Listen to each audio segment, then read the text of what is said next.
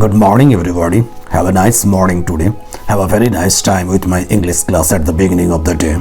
Welcome. You are most welcome to my digital classroom, your spoken English class. Spend just 2 or 3 minutes a day here in my class and be a fluent English speaker very shortly.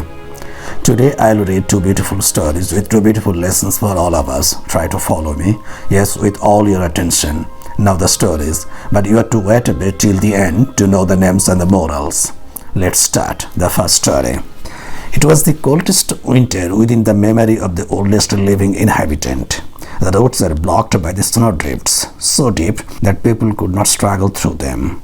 A farmer found himself completely isolated with the drifts piled up to the eaves of his house. When his provisions ran out, he was forced to slaughter one of his own sheep for food.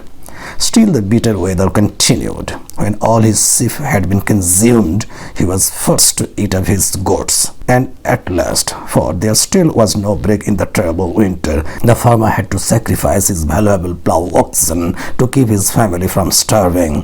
When the dogs observed that the cattle had gone the same way as the sheep and the goats, they said to one another, "Let us be off, no matter how deep the snow is. For if our master has had no pity on the working oxen, how is it likely then that he will spare us?" The name of the story, The Farmer and His Dogs. And the moral, when our neighbor's house is on fire, it is time to look to our own. The second story, a frog emerging from the mud of the swamp announced to all the animal world that he could cure every manner of disease.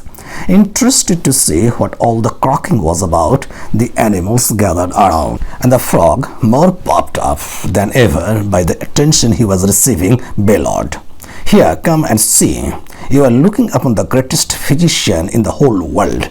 Not even Asclepius, Job's co-doctor." He was interrupted by a loud bray from a jackass. A goat also seemed to be somewhat skeptical of the frog's boastings and said so. Then up spoke the fox. "How dare you set up to heal others? Why do you not try first to cure your own limping gait?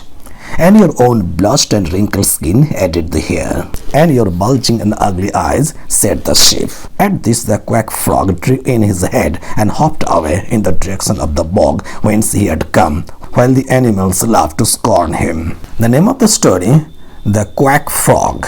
And the moral, physician, heal thyself. Now, daily motivational quote.